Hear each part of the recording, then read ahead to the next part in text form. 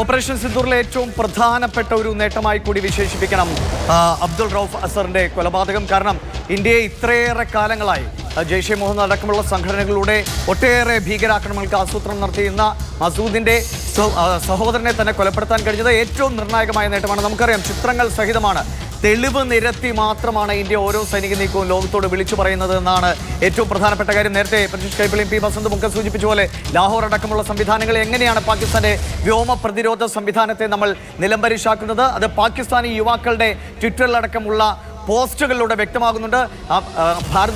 ഇന്ത്യയുടെ ഒരു മിസൈലിനെ പോലും തകർക്കാൻ പാകിസ്ഥാന് കഴിഞ്ഞിട്ടില്ല. പിന്നെ എന്ത് തിരിച്ചടി പാകിസ്ഥാൻ നടത്തുന്നുവെന്നാണ് പറയുന്നത്. ഞങ്ങളിതാ വിമാനത്താവളത്തിൽ നിന്ന് സുരക്ഷിതമായ കേന്ദ്രങ്ങളിലേക്ക് മാറുന്നുവെന്ന് പാകിസ്ഥാനി യുവാക്കൾ തന്നെ സോഷ്യൽ മീഡിയയിലൂടെ ഇപ്പോൾ വീഡിയോകൾ പുറത്തുവരികയാണ്. അതിനിടയിലാണ് അബ്ദുൾ റൌഫ് അസർ എന്ന ഏറ്റവും വലിയ ഭീകരനെ, മോസ്റ്റ് വാണ്ടഡ് ക്രിമിനൽ പട്ടികയിലുള്ള ഭീകരനെ കൊലപ്പെടുത്താൻ ഇന്ത്യക്ക് കഴിഞ്ഞുവെന്നത് ചിത്രങ്ങൾ സഹിതം പുറത്തു വരുമ്പോൾ അതിൻ്റെ ചരിത്രമാണ്. അത് നമ്മുടെ ഖാണ്ഡഹാർ വിമാന റാഞ്ചിലടക്കം പാർലമെന്റ് ആക്രമണം, പെഹൽഗാം അടക്കമുള്ള സംഭവങ്ങളിലേക്ക് എത്തിച്ചേർന്നത് എങ്ങനെയൊക്കെയാണ്. അതിന് വിഷം നൽകിയ യുവാക്കളെ ഇതിന് പ്രാപ്തരാക്കിയ ഈ ഭീകര മനസ്സുകളെയാണ്. അതിൽ ഏറ്റവും പ്രധാനപ്പെട്ടത് 1999 ഡിസംബറിൽ നടന്ന ആ ഖാണ്ഡഹാർ വിമാന റാഞ്ചിൽ തന്നെയാണ്. ഒരുപക്ഷെ ഇന്നത്തെ പോലെ സോഷ്യൽ മീഡിയ സജീവമല്ലാതിരുന്ന കാലത്ത് ലോകം മുഴുവൻ ആശങ്കയോടെ, ഇന്ത്യ ഒട്ടാകെ ആശങ്കയോടെ കണ്ട കാലമാണ്.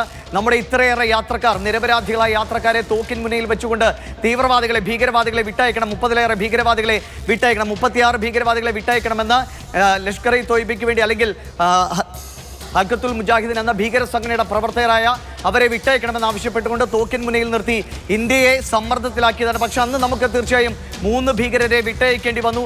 അത് മസാർ അസൂദ് അടക്കമുള്ള ആളുകളെയാണ്. പക്ഷേ അതിന്റെ കാരണം ഇത്രയേറെ നിരപരാധികൾ.